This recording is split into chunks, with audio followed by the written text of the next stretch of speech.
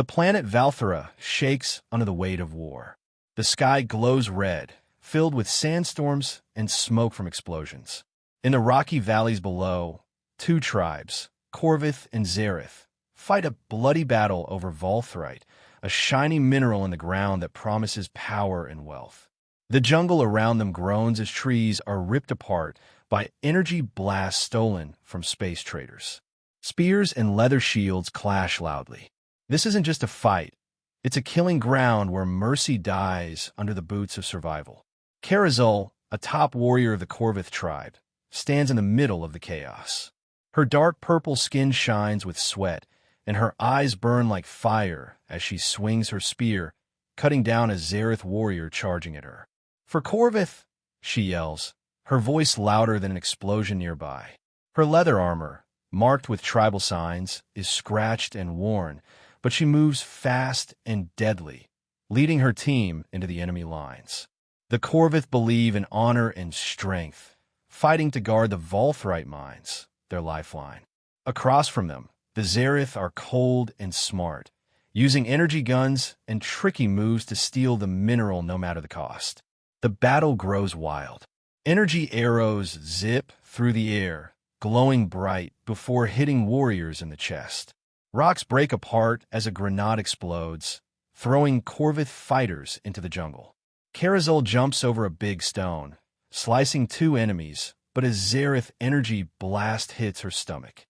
She falls, purple blood spilling onto the rocky ground. Pain burns through her, but she clenches her teeth and crawls to a small cave to rest against the wall, still holding her spear tight. "Not yet," she whispers, her eyes fierce.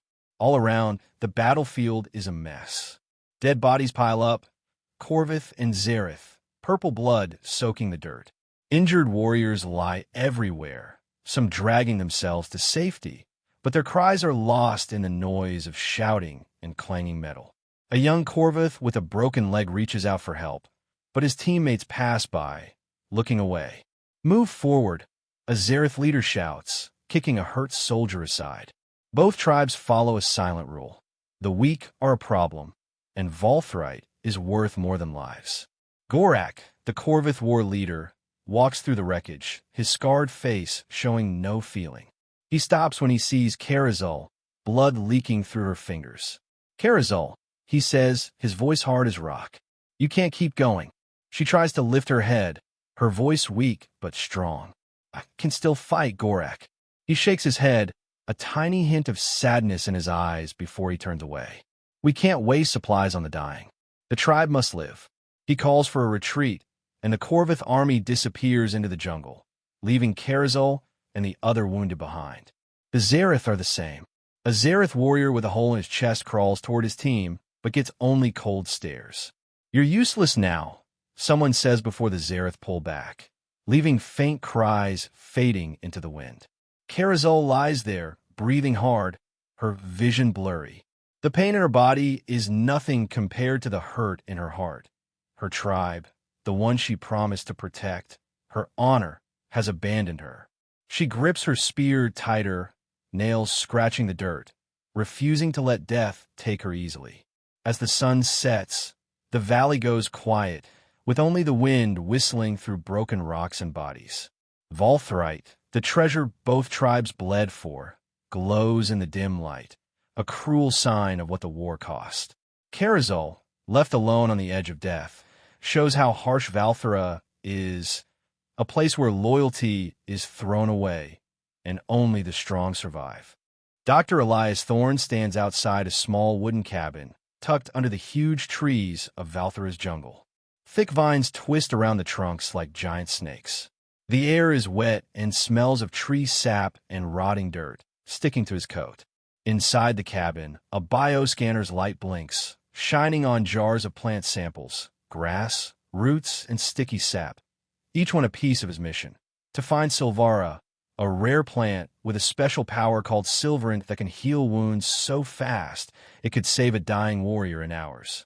Elias touches the only Silvara plant he has, a fragile little thing in a glass jar, bought from a space trader for a huge price. "You came from here," he whispers, his eyes full of purpose. and I'll find more. Elias came to Valthera dreaming of making a new kind of medicine to save millions on space battlefields. But that dream hit hard truth fast. The Corvith and Zareth tribes, with their purple skin and sharp eyes, hate outsiders. On his first day, he saw a survey team attacked, spears flying, energy guns blasting, and growl through translators saying, "Leave or die."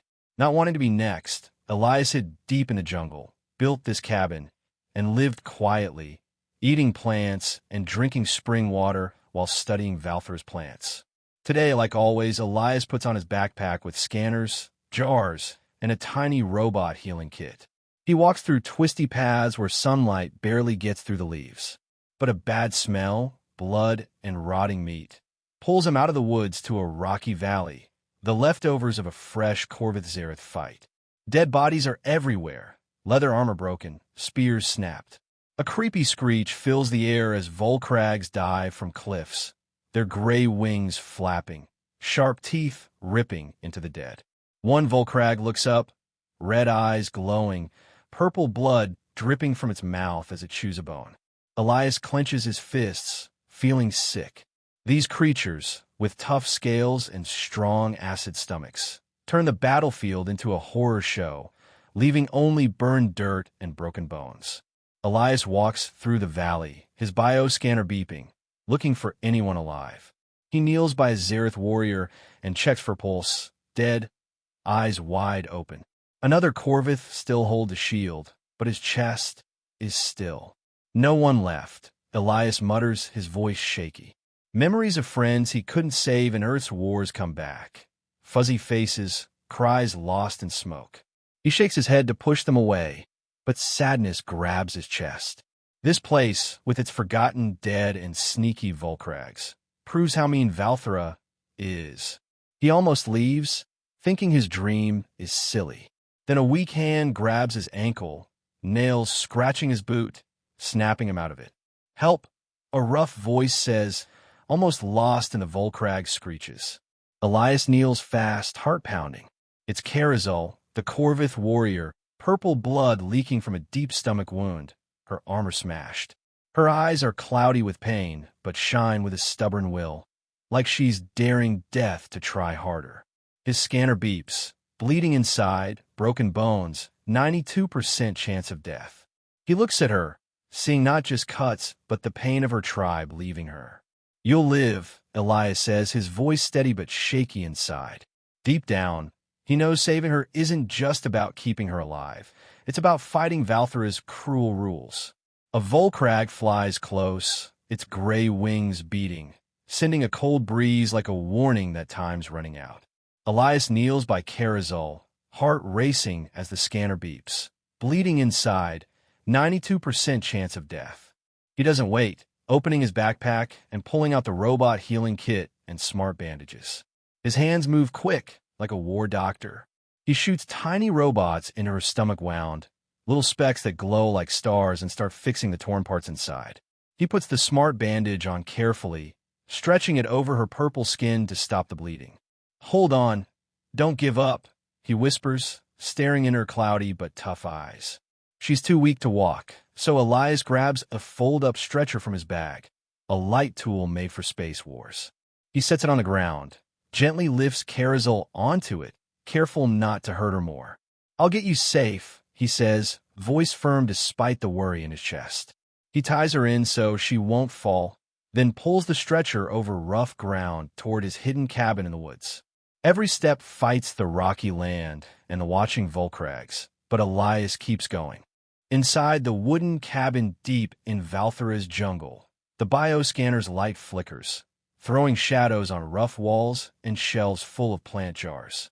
The air smells of tree sap and metal from medical tools, making a space that's alive but tense.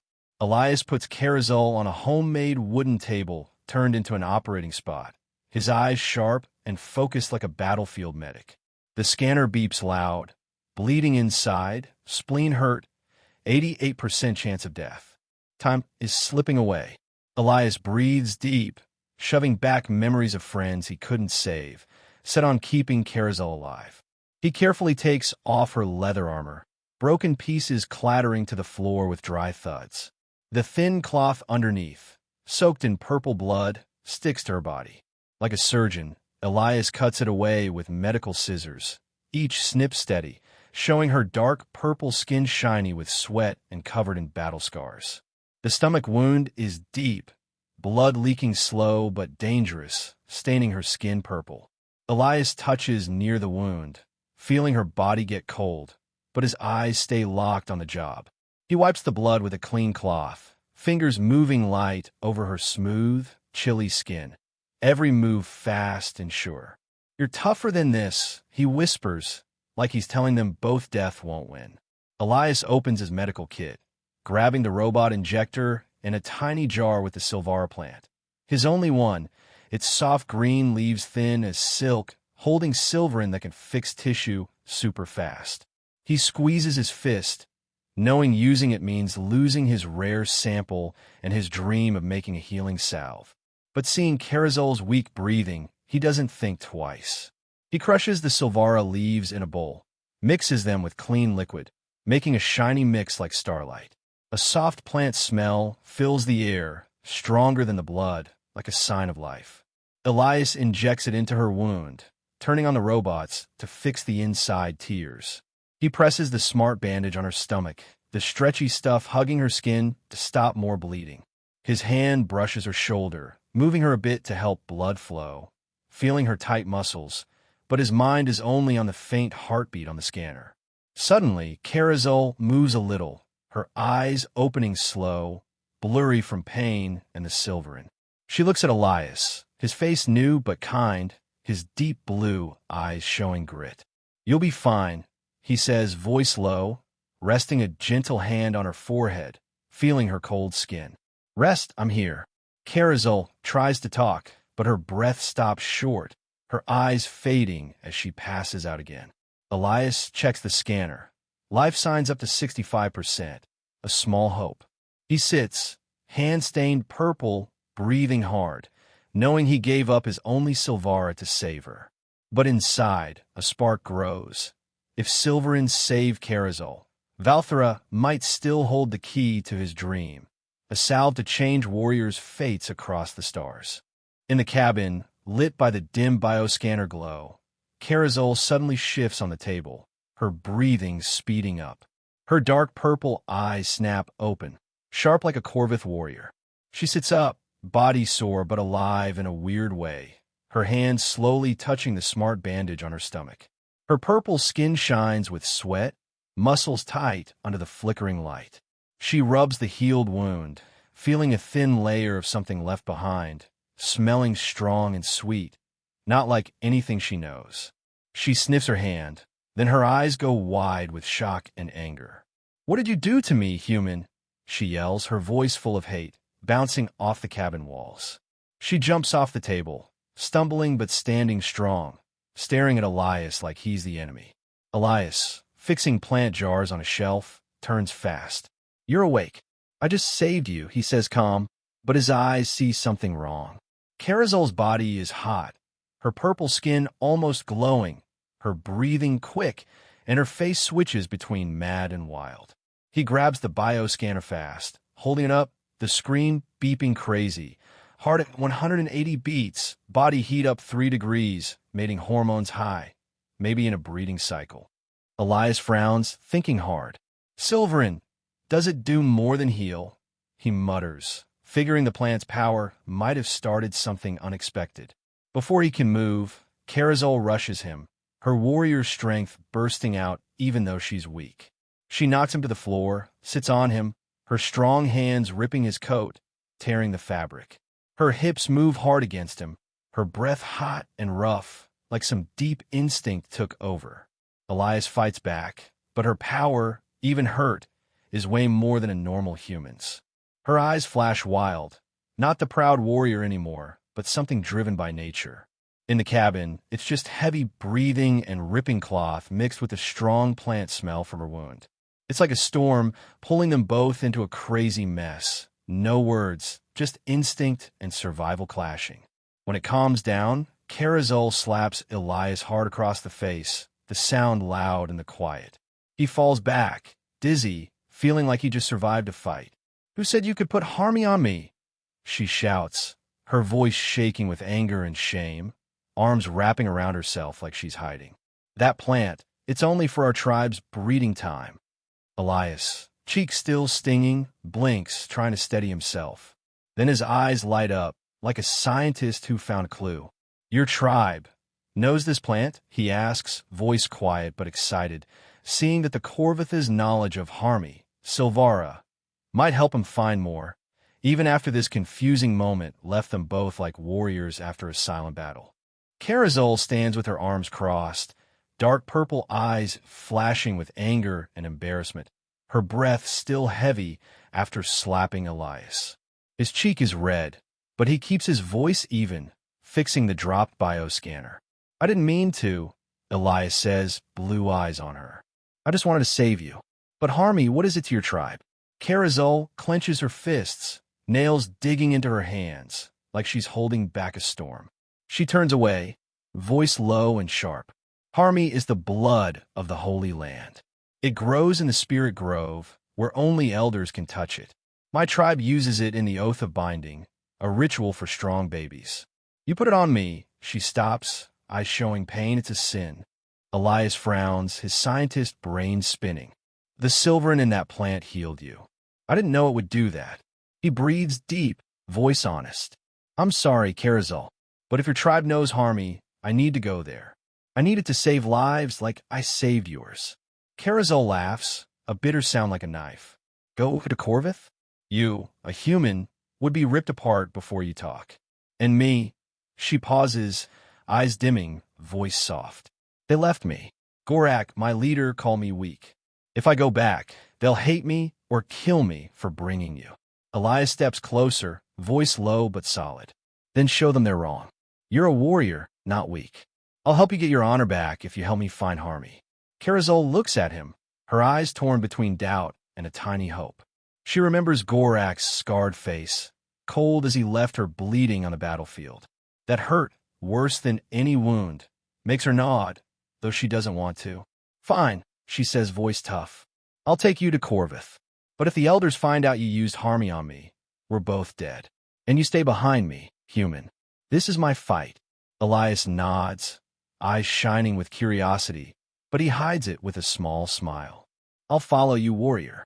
But I won't promise to be quiet." Carazol snorts, but her mouth twitches, like a stubbornness bugs her and makes her laugh a little. In the tight space, the plant smell from the scanner hangs around, reminding them of life's cost and what's ahead. Carazol turns, getting her weapons ready, her heart heavy with betrayal, but burning to prove herself. Elias watches, knowing this trip isn't just about finding Harmy. It's about breaking Valthera's harsh ways. The Corvith village appears under a blazing red sunset, leather tents circling a stone ring carved with warrior signs. Smoke from the center, fire smells of burning sap and animal hides. Drums pound like Valthera's heartbeat. Carazol walks ahead, gripping her spear, her dark purple eyes cold, but her fingers squeeze the weapon white, hiding her fear of being rejected again. Elias follows, medical backpack over one shoulder, blue eyes checking the Corvith warriors, their energy-tipped spears shiny, ready to strike if she says so. "Don't be dumb, human," Carazol whispers, voice tight. Elias nods a bit, smirking, like the danger's just a science test. Elder Vorin, with tight silver braids and purple skin marked by battle signs, stands by the fire, eyes narrowing at Carazol. Next to her is Gorak, tall and scarred, his stare hard when he sees her alive. "Carazol," Gorak growls, stepping up, spear aimed at her. "The weak don't belong here. You live to shame us and bring an outsider." The warriors hiss, spears hitting the ground, shaking the stone. Carazol stands tall, chest rising fast, voice shaky but firm. "I'm not weak, Gorak. You left me to die, but I lived, and I'll prove my honor." She glances at Elias, worried he might spill the Harmy secret by mistake. Vorin raises a hand, quieting everyone. "You brought a human, Carazol," her voice deep like the earth. "Surviving is big, but walking with an outsider is betrayal. Why shouldn't I spill your blood now? Elias steps up, heart racing, voice calm. I saved her, not to hurt your tribe. I'm here for a plan in the Spirit Grove. It can save millions. The warriors laugh, but Vorin tilts her head, eyes sharp. Human, only Corvith can enter the Spirit Grove. To touch the Holy Land, you must be one of us. She looks at Karazul. What is he to you, warrior? Karazul freezes, the harmy memory flashing, squeezing her chest. She's scared they'll find out she was touched by Harmy and call it a disgrace to the Oath of Binding. Save me, she chokes out. Gorak grins meanly, spear pointing at Elias. Saved? Or did you trade your honor to an outsider, Karazul? She lunges, spear at his chest, but Vorin yells, stop. She points to the fire. If you want honor, Karazul, and the human wants the Holy Land, you both face the trial of the Oath of Binding. You two must bond as battle partners, sworn by fire, to hunt the Kragther in the Spirit Grove. Win, he's Corvith, you're forgiven. Lose, your blood feeds the ground. Karazul turns to Elias, eyes mixed with anger and no choice, like she's stuck in a trap. Elias nods a little, voice low. I'm in if you are. She breathes deep, nodding, though her heart's heavy with fear of Harmy coming out. Vorin signals, and a warrior brings a black stone knife, its edge gleaming in the firelight. The oath starts, she says. Karazul and Elias face each other, left hands up. The knife cuts their palms. Her purple blood and his red drip into the fire, flaring green. Vorin carves a spiral sign, the battle partner mark, on their hands, pain sharp, but Elias doesn't flinch, eyes on Karazul. Swear to live together, die together, she mumbles, voice trembling, copying Vorin. Swear to live together, die together, Elias says, voice deep, feeling the oath's weight.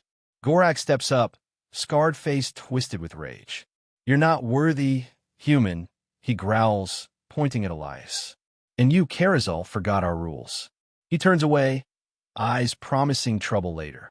Karazul clenches her fist, purple blood seeping, her heart like the fire, hot but nervous. She's scared of the Kragther, Gorak, and the Harmy secret that could ruin it all. Elias touches his scanner, eyes curious, but he knows. This oath isn't just a way to the Spirit Grove. It ties him to Valthera's tough fate. The Spirit Grove is dark, Valthera's faint red sun peeking through thick leaves like dried blood. The air's heavy with sap and rotting dirt, mixed with bug chirps and far-off growls.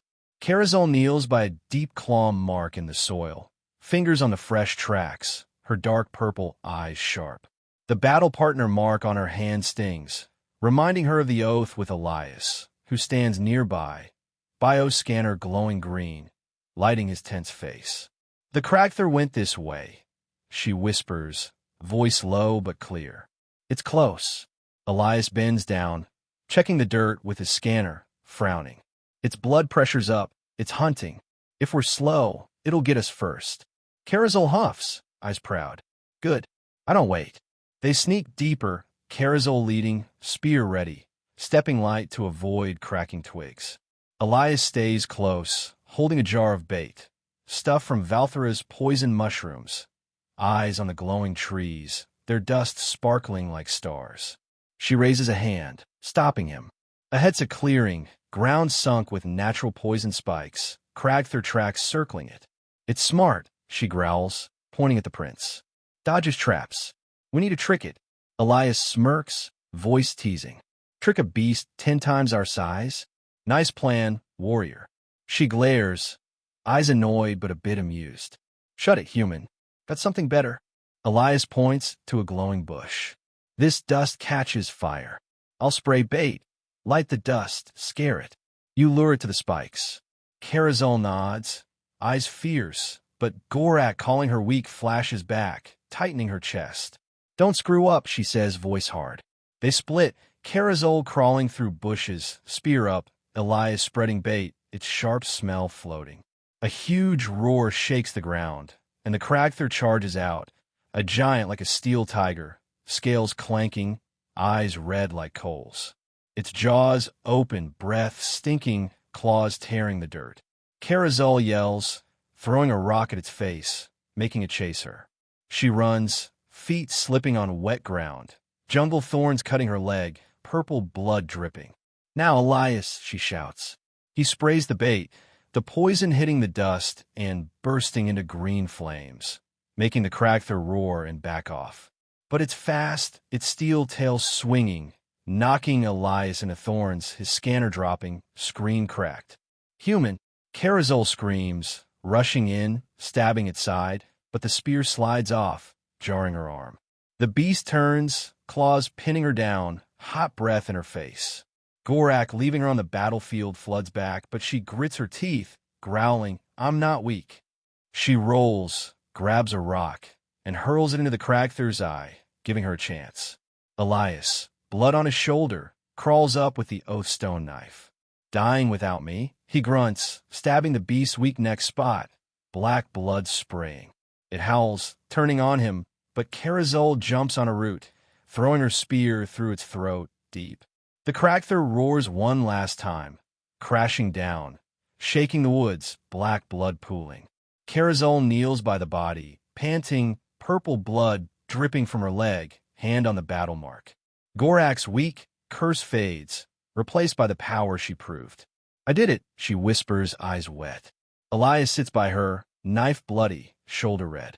"We did it," he says, voice rough, smiling tired but bright. She looks at him, doubt gone, just respect. "You're worth the oath," she says, mouth curving a little.